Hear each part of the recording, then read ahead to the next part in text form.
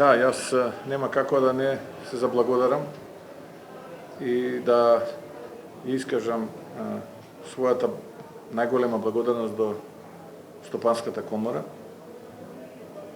За мене оваа награда представува посебна чест, но истовремено и ме обврзува, бидејќи после 102 години институција, ако ви укажат ваква чест, тоа не треба само да ве прави задоволен и горд, туку треба и да ве замисли, бидејќи очекувањата се од таа институција големи од вас.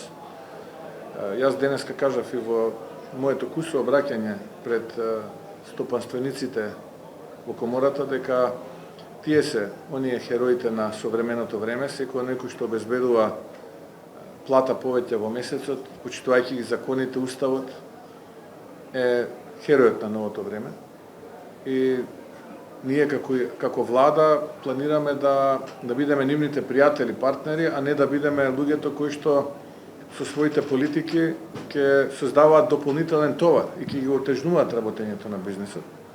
И во насока на тоа, овие први 30 дена како влада цениме дека направивме работи кои што можеби долго време во минатото не биле направени.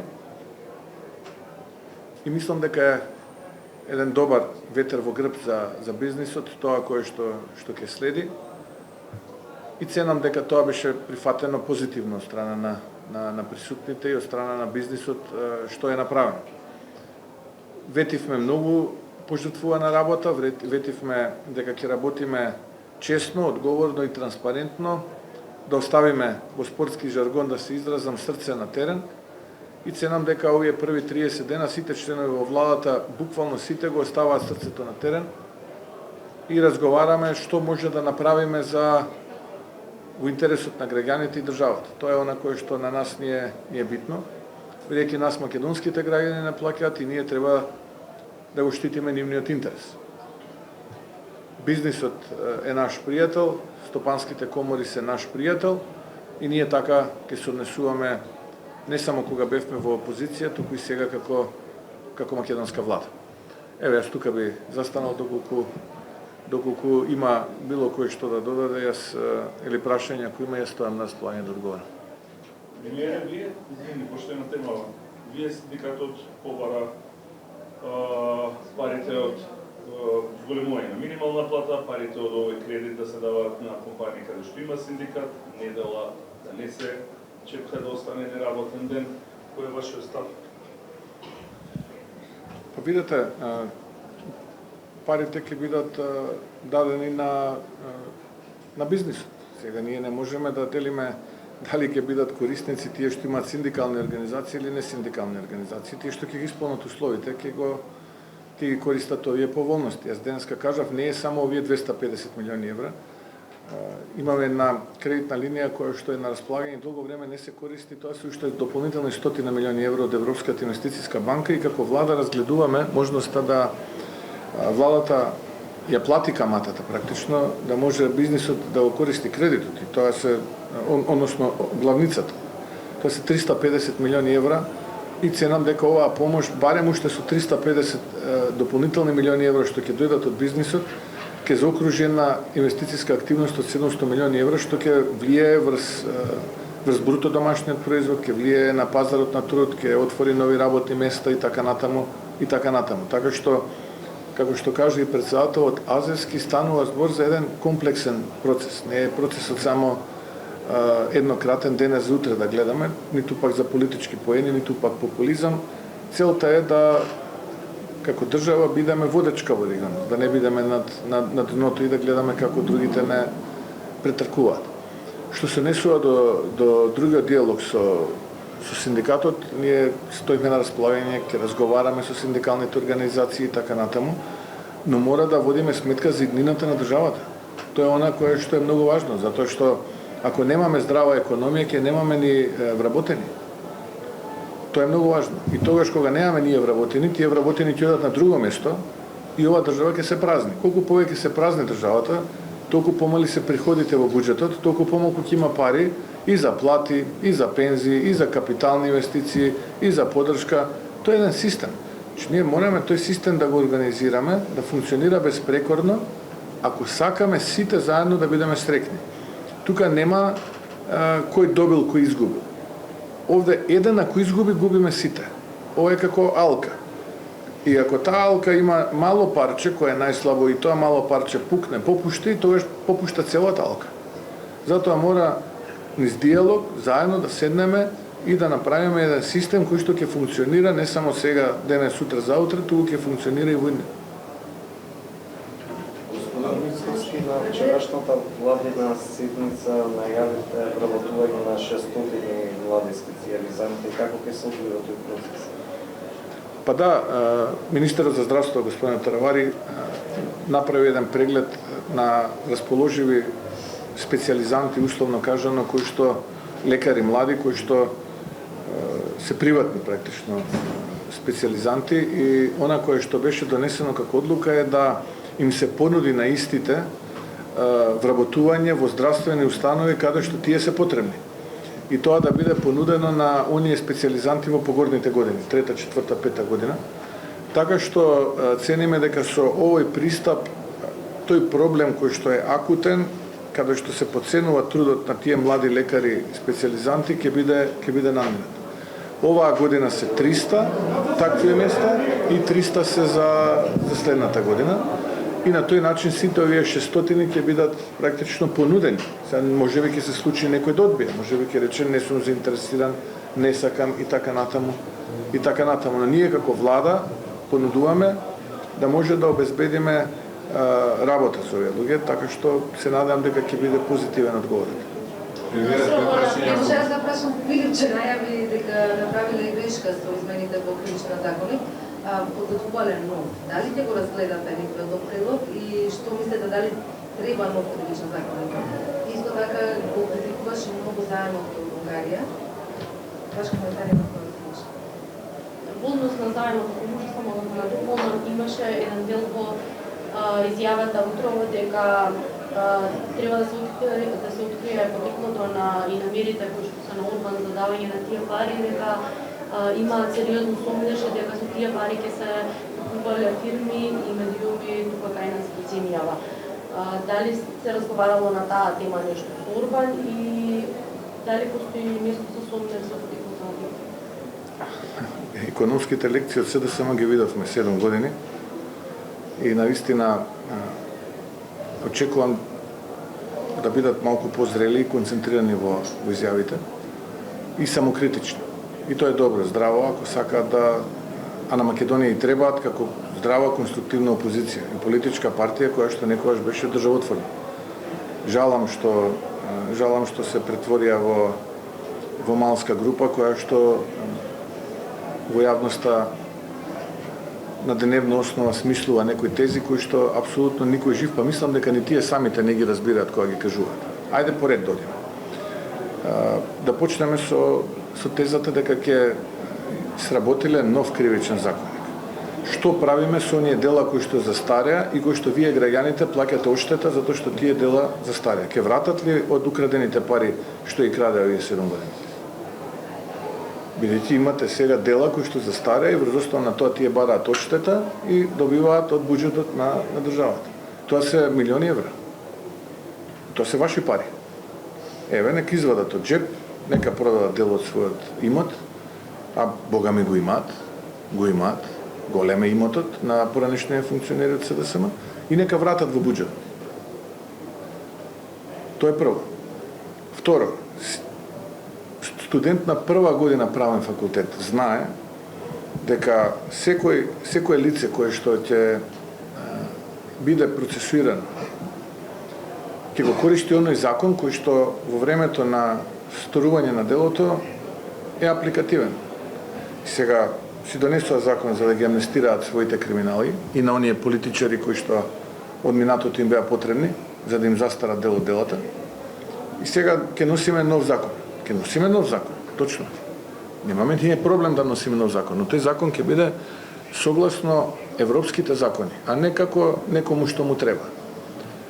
И затоа се чудам што и професори учествуваат позади овие изјави, а ги слушнав. И навистина не можам да сватам зошто упорно не ја научија лекцијата на грешките кои што ги правеа во минатото. Но во ред, тие си имаат свој начин на политика, мислат дека вака со вако фолклор и памфлети, тие мислат дека ќе привлечат внимание, но тоа е што е сега. Понекогаш човек можеби не треба ни да ги коментира, но сепак се опозицијска партија, сега морате позициите да им ги коментирате. Тоа е што е. Што се однесува до средствата од овој заем, еве ние транспарентно кажавме каде ќе одат. 250 милиони евра за бизнисот, 250 милиони евра за капитални инвестиции во општините, тоа се 500 милиони евра. Кога јас би бил председател на СДСМ, прво што би направил? Прво би излегол во јавност и би им се извинил на граѓаните. Простете, што поради наш министер плаќате неколку милиони евра за издадена државна обврзница пред неколку години затоа што тој не ја потпиша на време. И тогаш каматната стапка од 6,5 отиде над 7%. И простете, тука имаме вина и еве од тоа што крадевме овие 7 години, дел ќе вратиме назад, заедно со нашите коалициони партнери. Па потоа можеме да седнеме и да критикуваме дали е тоа вака, дали е тоа така. Реалноста која е? Тие се плашат дека со овие средства и со инвестициите во општините, а бидејќи следат следната година локални избори, ќе доживеат уште еден изборен дебакл. Односно, владата заедно со градоначалниците, меѓу кои имаат и тие своји градоначалници, ќе испорачаат резултати пред граѓаните. Иако морам да кажам, во оние општини каде што имаме градоначалници од ВМРО, ДПМН и коалицијата, реализацијата е повеќе од 80%. Значи, од тоа што било ветено во 2021-та. Ке испорачаат и они ќе доживеат изборен дебакл, па ќе мора уште еднаш кај нов председател да бираат на нов конгрес. И сега логично е дека овој нов избран председател во јавноста ќе се бори да тоа не се случи, па ќе измислува дека со овие пари ќе биле купувани фирми, медиуми или што ти уште не. Ама нема потреба. Тие однесува повеќе од 3-4 вакви кредити ги имаат испокрадено од македонската економија. Само тие пари што ги имаат испокрадено, да ги вратат назад во македонската економија, не ни требаат вакви кредити. Да ги вратат тие пари што ги испокрадоа по трговски центри, по коцкарници, по фабрики за марихуана, по наместени тендери, по инстант фирми за увоз на јаглени, така натаму, ископи 3 пати поскапи од реалните цени. Само тие пари да ги вратат, нема да ни требаат вакви заеми. Само тоа треба да направат. Но за жал тоа не го прават доброволно. Сега ќе видиме како понатаму ќе се развиваат работите. Кога се очекува парите да влезат во стопанството, бидејќи и докаде е постапката спрема изработување на специјален закон? Не е тоа специјален закон. На вчерашната седница на владата ја задолжив министерката за финансии да го потпише договорот со незиниот колега од Унгарија и таква е процедурата согласно закон. Морате во собрание да поминете закон за задолжување, затоа што тоа е една транспарентна постапка во која што сите пратеници ќе бидат свесни, ние не криеме, ние шведски ништо не поминуваме, тоа се условите, тоа е сумата, тоа е тоа. Кога би било, поочекувам дека таму некаде првиот месец од десента да ќе биде на располагање на компаниите, а веќе следната година останатите 250 милиони да бидат на располагање на општините. Премиерот кажа, ако може, денес исто председател на СДСМ Венко Филипче каже дека имал информации за некакво писмо што сте го испратили во Брисел, сте барали промени во реформската агенда во делот на правосудството, дали има такви промени, дали сте го барали? Најпрвен одговор на овој уште едно прашање. Не знам што да одговорам, нема такво писмо. Реформската агенда останува таа што... Не знам која е таа реформска агенда за која што збори за Стабри, компанијата Јужно Овоше која што увезуваше и купуваше вакцини истовремено. Ако мисли на таа реформска агенда, таа ја напуштивме одамна. И ки има одговорност за таа агенда.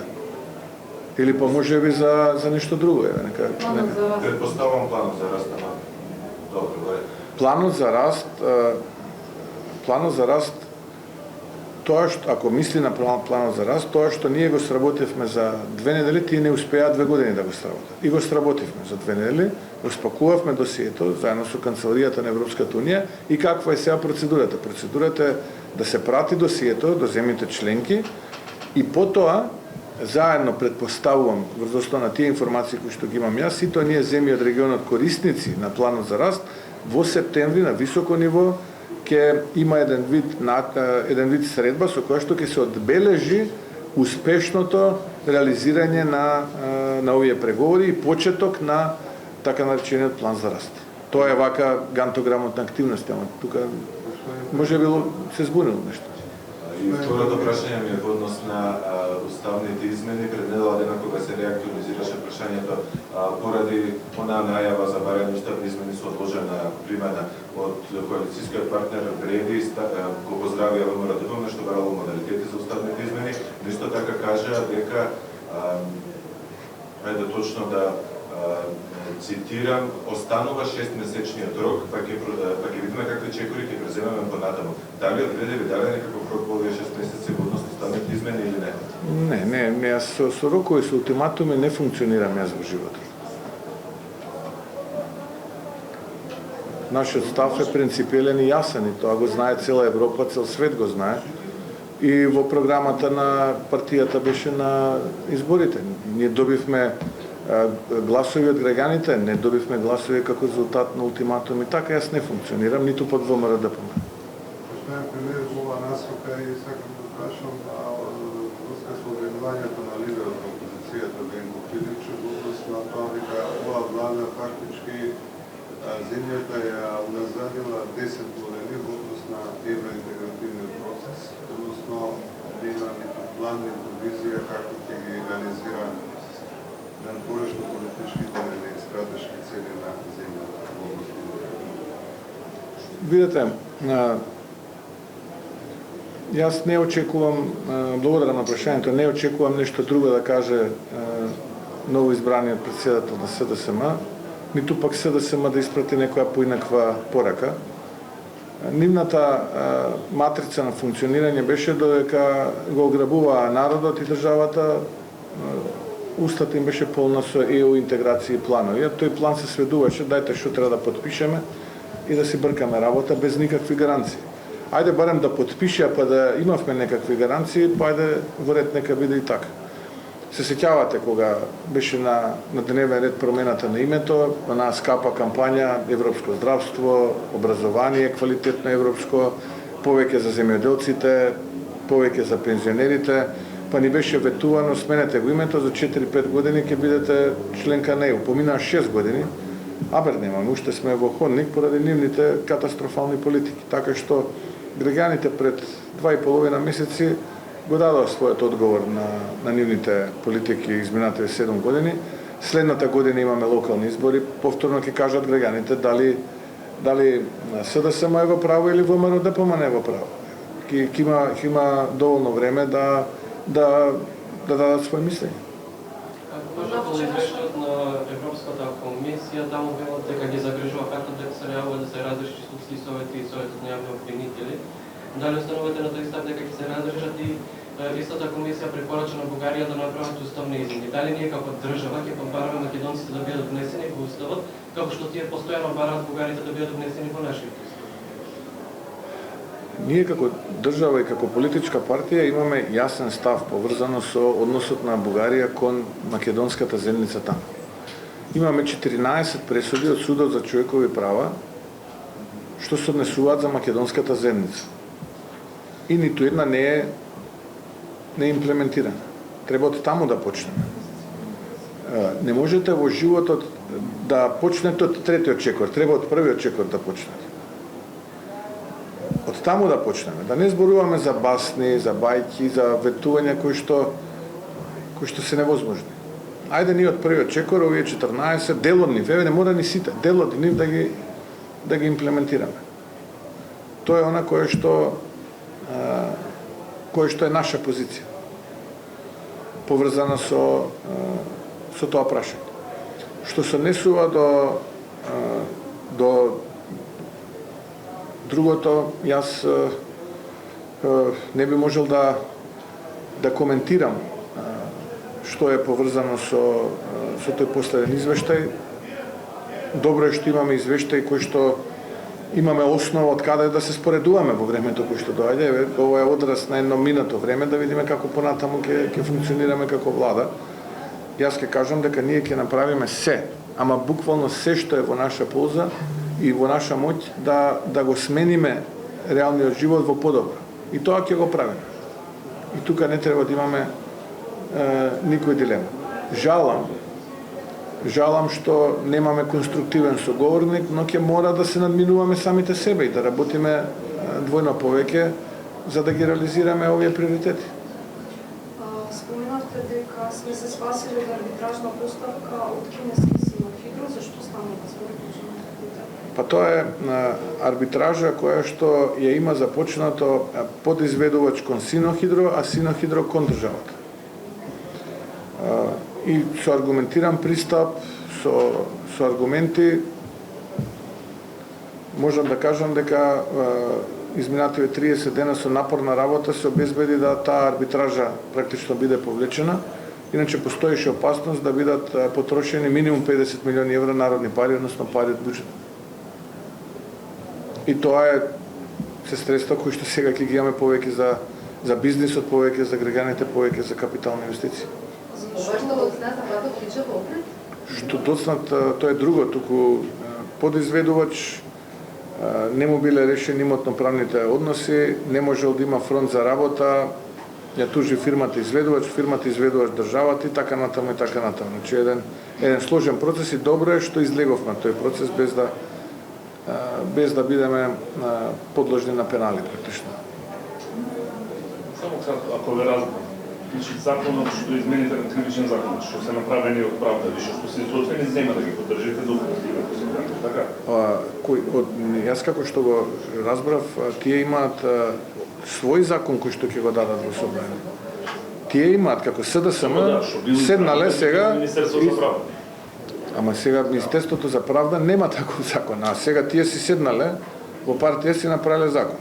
Прво си направивме закон, викавме ајде со овој закон ќе амнестираме поединци, ќе ги носиме од лево од десно, за додека бев јас во опозиција да му правиме штета на ВМРО ДПМН. Не им успе тоа. Ете, дел се спасија. Тие дел што им беа предметите застарени, тужеа и добија оштета од државата, народни пари. И сега тоа е све завршено, тоа не важи, жал ни е што сгрешивме, потрошивме милиони ваши пари, жалиме за тоа.